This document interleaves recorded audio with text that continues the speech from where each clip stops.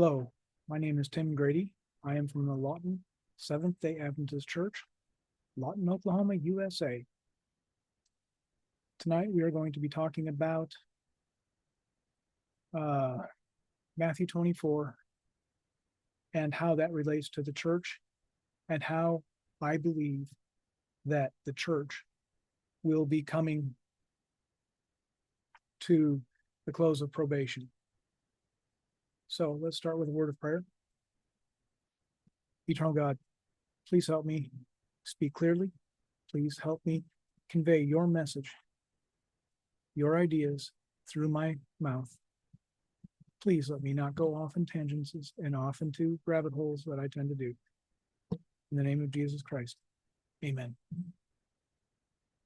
So, tonight, like I said, we're going to be talking about Matthew 24 and how it relates to the church and how I believe the close of probation is very, very short, counted in days, possibly months, but not years. And I am not setting times. I am just using the scriptures and where we are at and my understanding of them. So let's start with Matthew. We're here in Matthew verse 24, or sorry, Matthew chapter 24, verse 1 through 14. And I will let the reader read it. And here we go. And Jesus went out, and departed from the temple, and his disciples came to him for to shew him the buildings of the temple. 2 And Jesus said unto them, See ye not all these things? Verily I say unto you, there shall not be left here one stone upon another, that shall not be thrown down. 3 And as he sat upon the Mount of Olives, the disciples came unto him privately, saying, Tell us, when shall these things be? And what shall be the sign of thy coming, and of the end of the world? 4 And Jesus answered and said unto them, Take heed that no man deceive you. 5 For many shall come in my name, saying, I am Christ, and shall deceive many. 6 And ye shall hear of wars and rumors of wars. See that ye be not troubled, for all these things must come to pass, but the end is not yet. 7 For nation shall rise against nation, and kingdom against kingdom, and there shall be famines, and pestilences, and earthquakes, in divers places. 8 All these are the beginning of sorrows. 9 Then shall they deliver you up to be afflicted, and shall kill you, and ye shall be hated of all nations for my name's sake. 10 And then shall many be offended, and shall betray one another, and shall hate one another. 11 And many false prophets shall rise, and shall deceive many. 12 And because iniquity shall abound, the love of many shall wax cold. 13 But he that shall endure unto the end, the same shall be saved.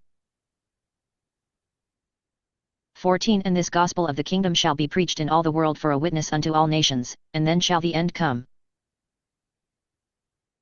Okay, I'm going to go through pretty much standard understanding of Matthew 24 at this point. And then shall many be offended, and shall betray one another, and shall hate one another. This is where the church gets the concept of the shaking out and the shaking in. This is where the doctrine of that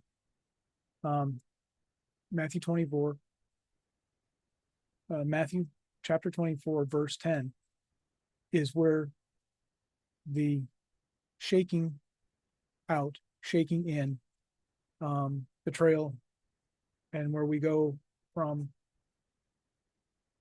the separating of the wheat and the tares, and the sheep and the goats, and all of the separation at the end times. Okay, so let's deal with chapter 1. All of these calamities, disease, pestilence, natural disasters, and all of those things must come to pass before the close of probation as a sign of coming, but not as paying attention. Okay, so when we get down, so there, in verse 8, all these are the beginnings of the sorrows. Okay, so really we're supposed to not be hanging on everything that is happening in the Middle East Ukraine and these wars. There will be a world war. Best way I can describe it, if we take the minor prophets, Daniel 11, Revelation 13, and we come up with a timeline, which I will be covering tomorrow.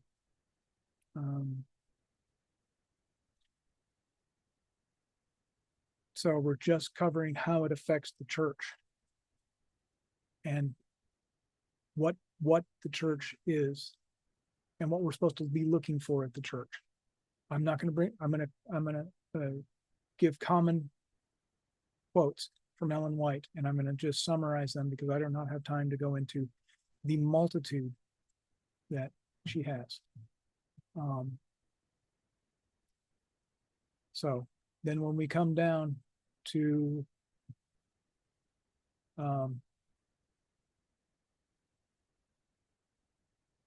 here, let's go from 42 to 51, because most of that is the destruction of the temple, stoning of Stephen, all the way up into 1844. I'm trying to get into where it is today.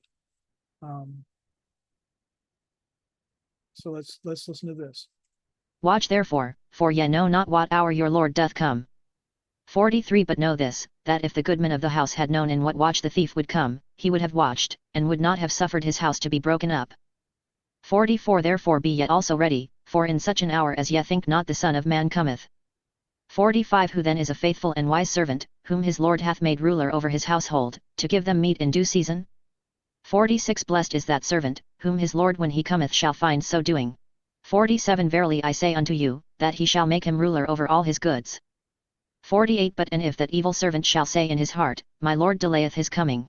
49 And shall begin to smite his fellow servants, and to eat and drink with the drunken. 50 The Lord of that servant shall come in a day when he looketh not for him, and in an hour that he is not aware of. 51 And shall cut him asunder, and appoint him his portion with the hypocrites, there shall be weeping and gnashing of teeth. Oh, I think I didn't go far enough back.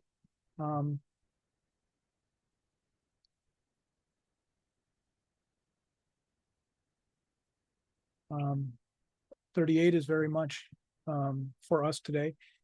For as in the days that were before the flood, they were eating and drinking, marrying and giving in marriage, until the day that none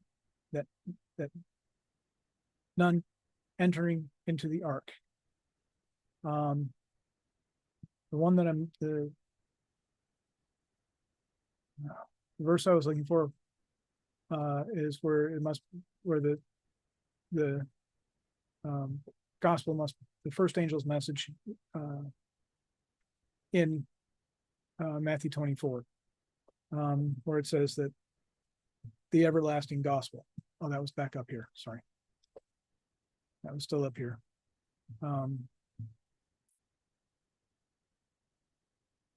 Okay.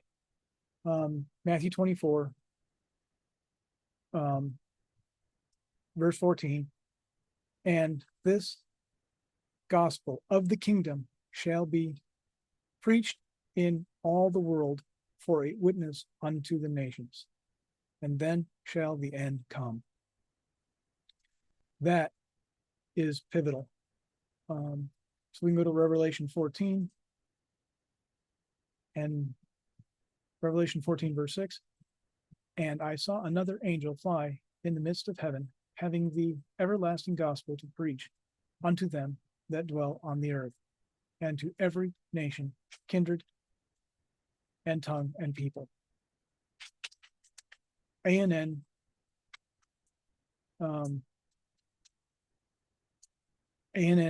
made ANN doesn't do anything offhand. ANN said with David Gates going against the General Conference and the agreements that they made with Catholic Church in South America. And he put it on the satellite where he was not supposed to. So right now, all of that controversy in South America, where they could be losing all of their schools, all of their building, and all of their properties being taken by the Catholic Church, because of what David Gates did, but what David Gates did reached every nation, tongue, group, and peoples that we have not been able to reach in South America yet. So that part of the prophecy has been fulfilled. There's a couple of ministries that I've stumbled upon. One of them is a pretty important ministry. What they are doing is people that are immigrating to this country. So they go volunteer to teach people English. They go volunteer and they find people that are coming from these, what used to be the 1700 nations, tongues, and people groups that we haven't reached yet.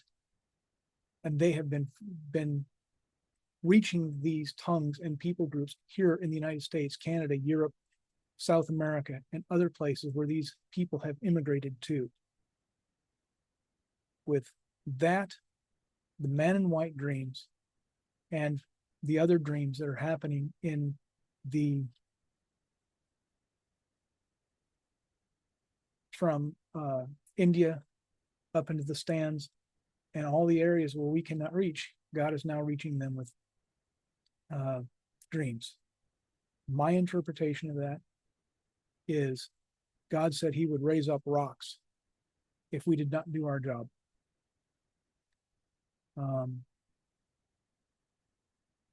So with those ministries, what David Gates did in South America, with the satellite being able to reach all of the unreached regions, and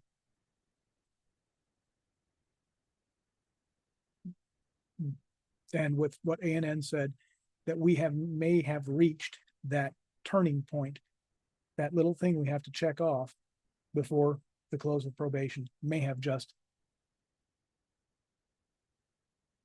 have done. Oh, the other thing is, the other ministry that is doing this is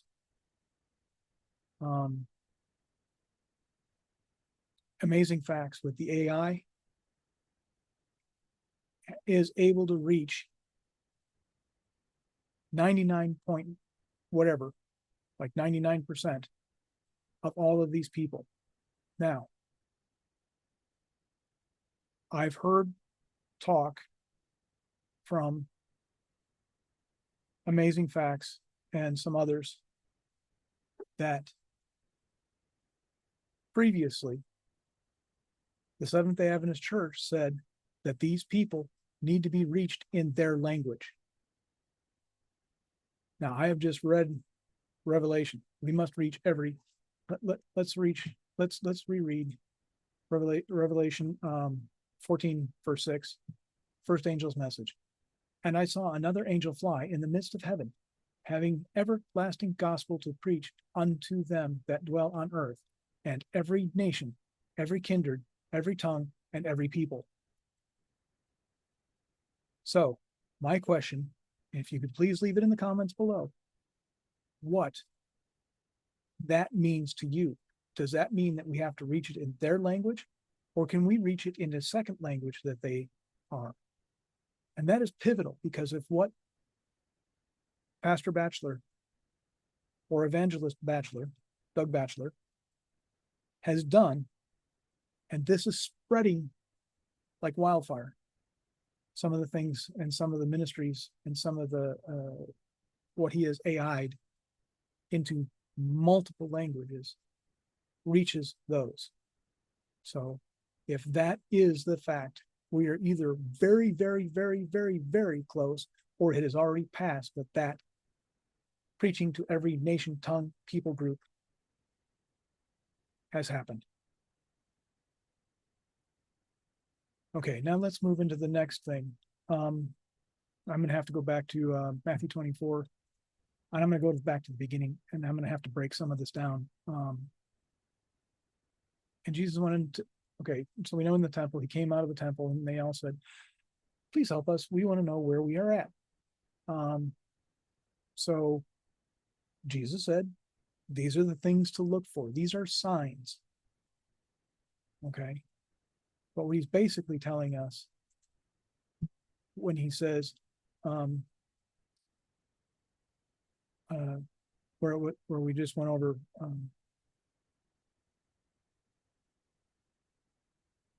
or the, oh, sorry, 14. Matthew 24, verse 14.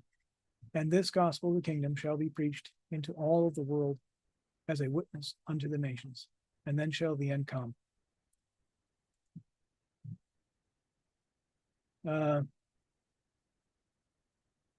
That's where we're at. It is either very, very close to being checked off, or it has already been checked off. Now,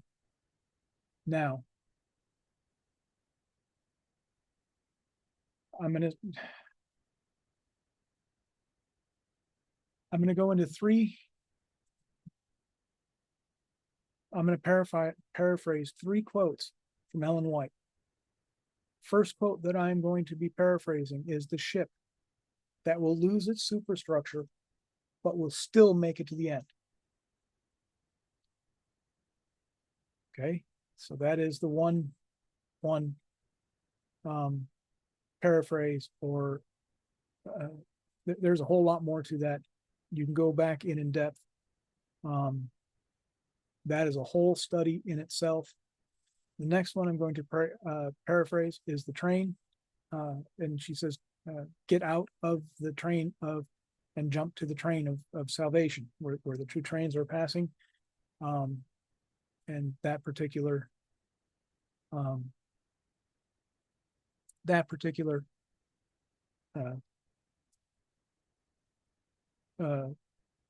dream she had from God, basically come out of the problems in the church. I'm sorry, I'm going to use 4, not 3. I'm also going to go into I'm going to paraphrase her parables. Sorry, not the parables, her visions of the shaking, the great shaking out, the great shaking in, which is the first and second Pentecost, and how that all ties into all of that. I'm sorry, I'm getting into a lot of complicated things, but I'm trying to make it go in a linear fashion. So we've taken out all of the wars and rumors of wars and those markers, and I will talk about those markers today. So the shaking in, shaking out, and the prophecy of 9/11. I will let you go look it up yourself. It's a pretty simple thing to look up. Just type in any search engine, Ellen White's prophecy on 9/11. You will come up with 3 quotes in compilation books. But if you go to the Ellen White writings, if you click on that, you will get the original one from 9/11. The date was 9/11 when it was published. And it was in the Review and Herald, I think. I don't remember which publication it was, but those are the 4 or 5 concepts that I'm coming up with.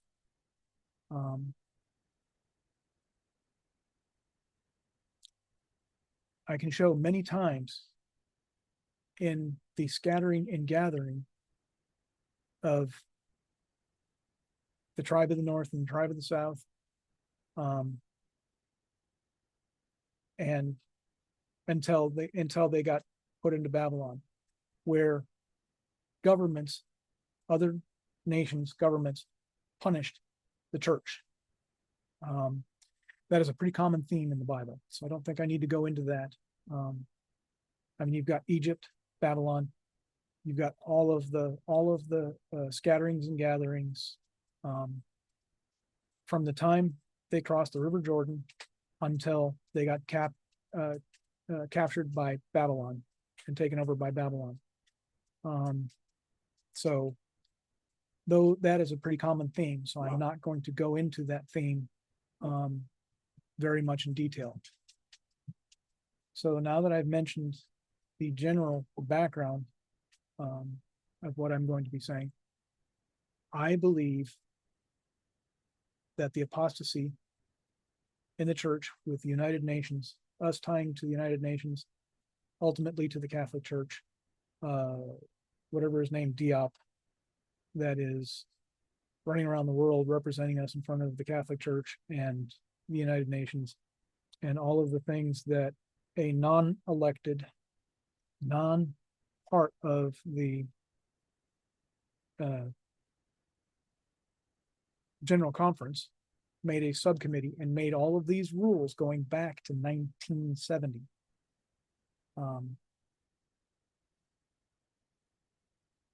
So you can read all of the statements on the church's website on the statements of things like, oh, we signed the United Nations weapons ban. We signed all of these things. Then there's the controversy with ADRA. I'm not going to go into the full effects of that.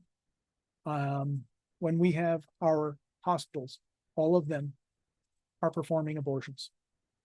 All of them chose, instead of what we could have been, the health message that was supposed to be at the end, we could have been the ones during the ouchie Fauci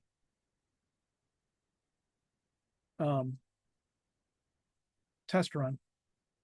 And I'm going to give another Ellen White quote, I'm sorry, where she says, there will be war, ouchie Fauci, pestilence, famine. It will be repeated, war, pestilence, famine. The ouchie Fauci, and the first one was the test run for the big one. So, all of these things come together.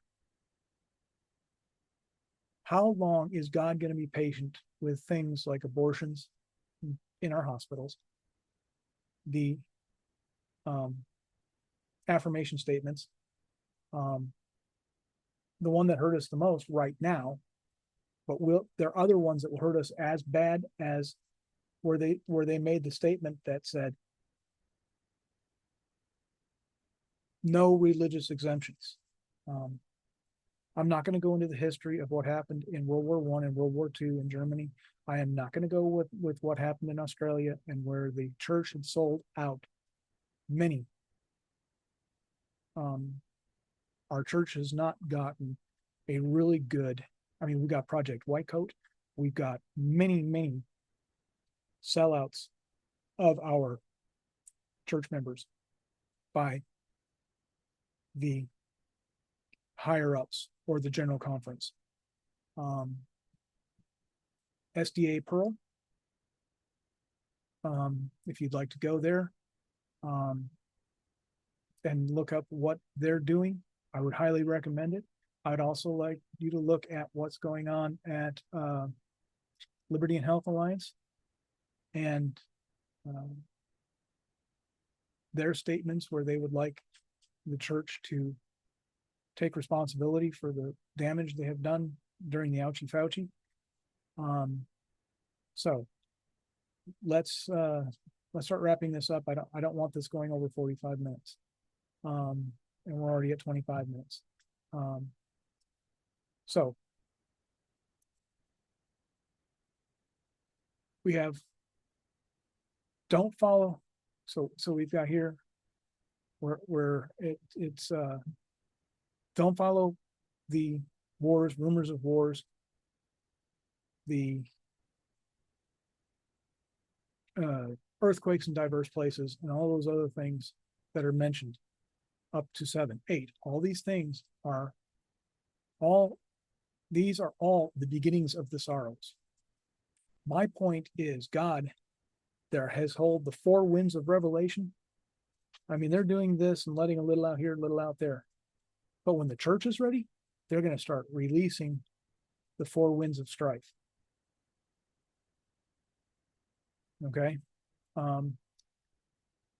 So that's where we come back down in Matthew 24, starting about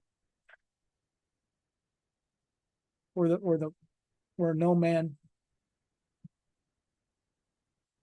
where Christ is coming in as a thief. We've got the shaking in and shaking out. All the scriptures dealing with the shaking in and the shaking out. the tribulation, and so on and so forth.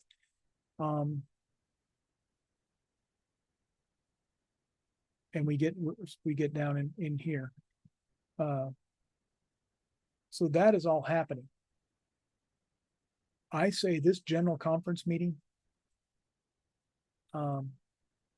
is where God is going to say, I've had enough of this. Despite what has happened in the general conference, the word has gotten out. I may have had to raise up a few rocks with the man in white dreams, and the dreams going through India to Indochina.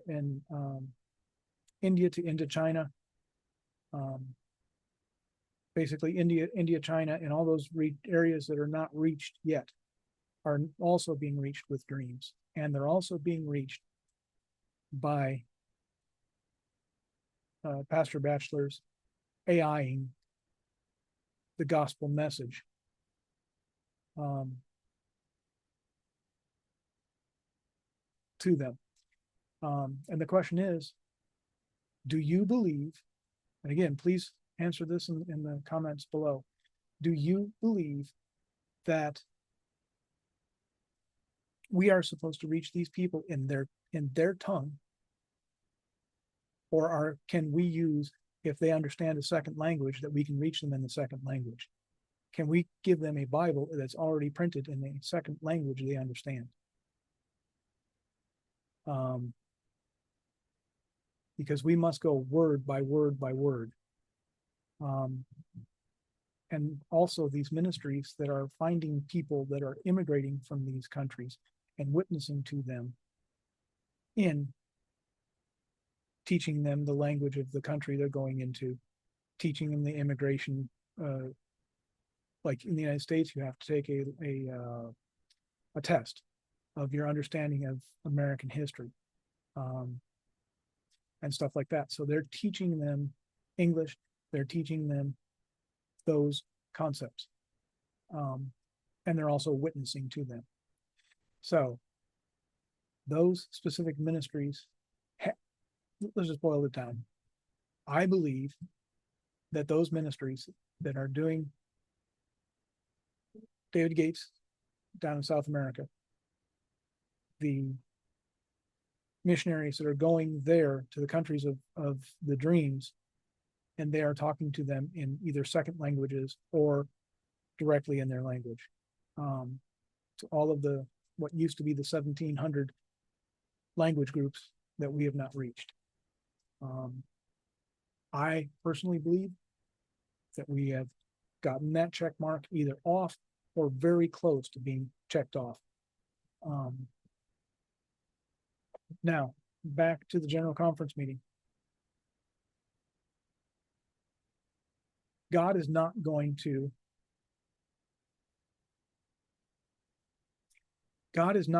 punish without cause. But he's also not going to be until the church is ready. So let's go to the next, and everyone should pretty well know what this next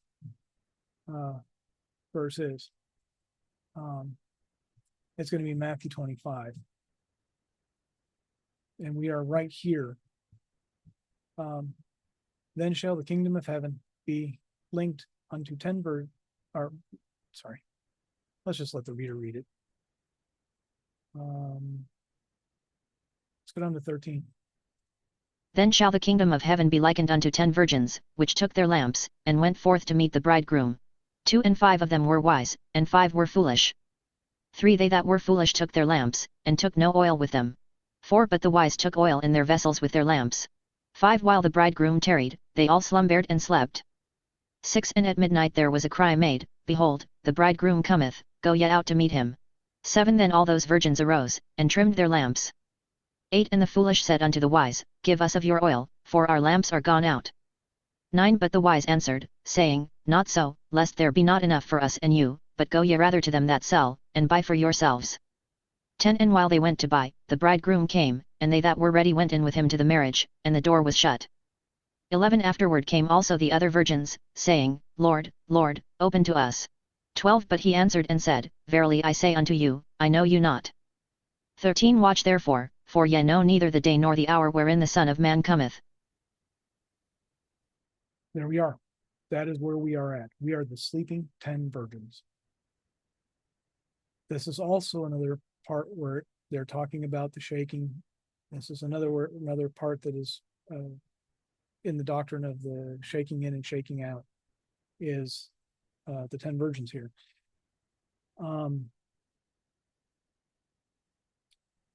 The sleeping are us in the pews, us laity. And it's not just us. It is our pastors. It is our conferences. Not all of them are asleep, but very much of them are asleep. And I'm just trying to wake everybody up. Are you ready within 60 days for your probation, the Seventh-day Adventist probation to close, the opening of the little time of trouble? That is where I believe we are at.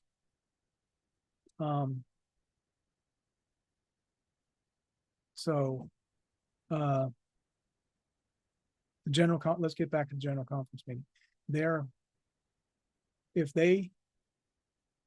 Let's go to what Conrad Vine says. There are 3 options. Do nothing and ignore it. Play the games and try and hold the steady course that they've gone down the wrong path. Or 3, new leadership comes in, new policies. We turn around, we separate ourselves from the Catholic Church, the world entities. We sell our colleges because they have been contaminated. Ellen White, again, sorry, I'm bringing in more Ellen White. Again, Ellen White said, do not go for accreditation because we are supposed to be the head, not the tail. If they are accrediting us, they are in charge of us and what we teach. And that has corrupted what has happened through the years. That we are not teaching the health message the way it was supposed to be preached. We are not doing many things. We can go and read many of the articles at how the colleges have had many, many problems as of recently. And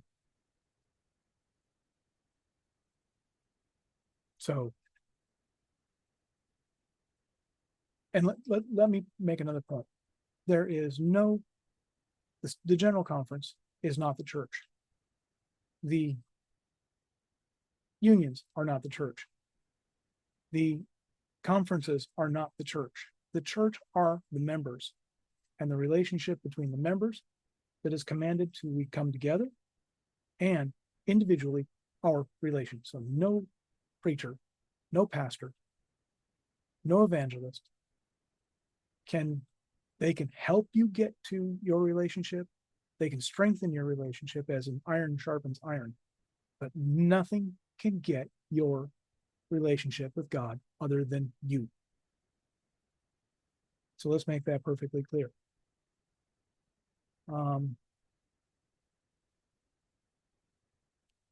So that is why I'm saying that God is going to use the United States government and the power of the beast to punish the church.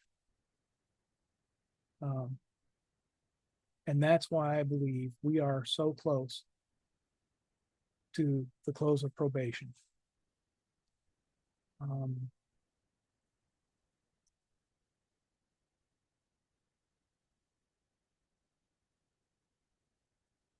So in summary, the church has gone wrong, but God will fix it. God commands us to give our tithes to the church, even when it's an apostasy, even when it's bad. We are still supposed to pay it to the church. I'm not going to get into controversy to what the storehouse is, whether the storehouse is how we pay our tithes, which is a pretty good method, by the way. It's not a bad method. But even Ellen White at times took tithe money and gave it to more efficient ministries than the system we have here. That is not for me to decide. That is for you to decide where you put your tithe money. But Conrad Vine is correct. And by the way, the part of Conrad Vine's at the camp meeting where he got supposedly in trouble was talking about the tithe. No, that is not what caused the problem. He asked Ted Wilson and many of the General Conference staff to remove themselves because of the connection they had, because of the apostasy, and asked them to remove themselves, repent, become rebaptized, and then maybe come back to their positions. That's the words that got him in trouble there. So we have all of the Ellen White warnings of the ship getting wiped off of the superstructure. Stay in the ship because the ship will make it to the end, even though you think it will not make it to the end. Okay. So we have that. We have the train. Get out of the train of evil and jump to the train of good. The two passing trains at night. I mean, she has many warnings to the leadership of the church. Now, and I am saying that Revelation 14 verse 6, and I saw another angel fly in the midst of the heaven, having everlasting gospel to preach unto them that dwell on the earth, and to every nation, kindred, and tongue, and people. I believe that has been either been achieved or shortly thereafter. That is why I say what is happening at this general conference meeting coming up here in a few days. This is June 30th, 2025. They start July, 2nd? 1st or 2nd? No, something, somewhere in there. They start. And they go to whenever they go. So when that happens, again, Conrad Vine said they can either do nothing, play the games. I also believe when they said that they would divorce themselves from the church and from the independent ministries and some of the games they've been playing with that, I think they're going to be judged by their own words. And I think God will judge the leadership by their own words. And again, do nothing, play the games, get judged, or they can change leadership, repent, change. And that is the best option. That is the option we should be praying for, is why we need to go that route, because of that route, and we cut off all that has been tainted by the UN, by the Catholic Church, by the ecumenical, basically a good portion of leadership is following the whores of Babylon. And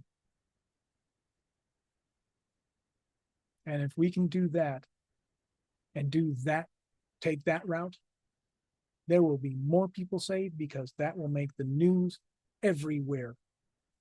If we take the first two options and do nothing, or they play the continuing games and don't let anything on the floor dealing with the affirmation statements and the entanglement with the United Nations and entanglement with the world through our hospitals that are taking peer-reviewed science over proven health message. So that is why I believe that our probation could close within 60 days. But God can still hold back the winds of strife, or he can release them. But that is why I believe that we could have our probation closed within 60 days. Now, tomorrow, I'm going to cover Ronald Reagan, and his dealings with the Pope. I'm going to go from there to 9/11, and the prophecies, and Ellen White's prophecies that says that opens up the third woe. Then I'm going to go into where that war changed when Russia invaded Ukraine, and then when the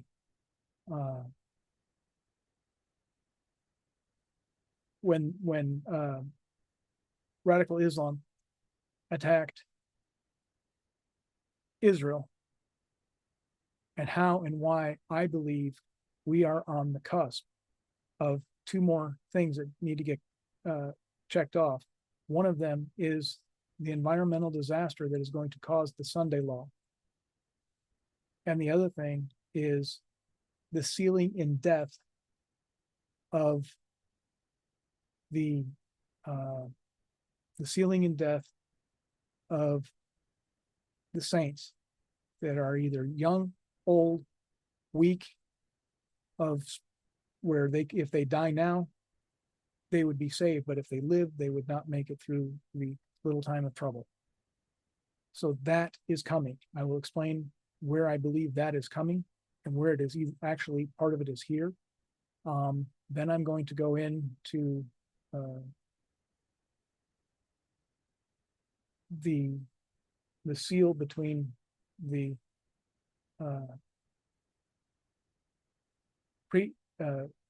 that goes into the little time of trouble or close of the SDA probation. I'm going to cover the 4 Sabbath laws, and a few other things in there. But I'm going to show where the environmental disaster and the church's apostasy and problems with the General Conference are aligned to where very shortly, like I said, 60 days or so or more. Again, I'm not setting a date. I'm just saying these are the signs. I'm going to also deal with the unions, and how Ellen White talked about the unions. And I'm going to talk about a few other things similar to that. So that's tomorrow night's video. And that will be July 1st. Basically, when the start of the General Conference, very shortly to the start of the General Conference meeting. So any questions, please put them in the comments below. If you think I'm wrong, put it in the comments below. I will try and address it in another video. But this is where I see the apostasy in the church of the affirmation statements, the ADRA, the schools accepting accreditation and have made our schools not what they're supposed to be, and the hospitals doing abortions. The hospitals in the United States are doing the abortions. I don't know what's happening overseas. All I know is what's happening under the General Conference's ownership and operations of the hospitals.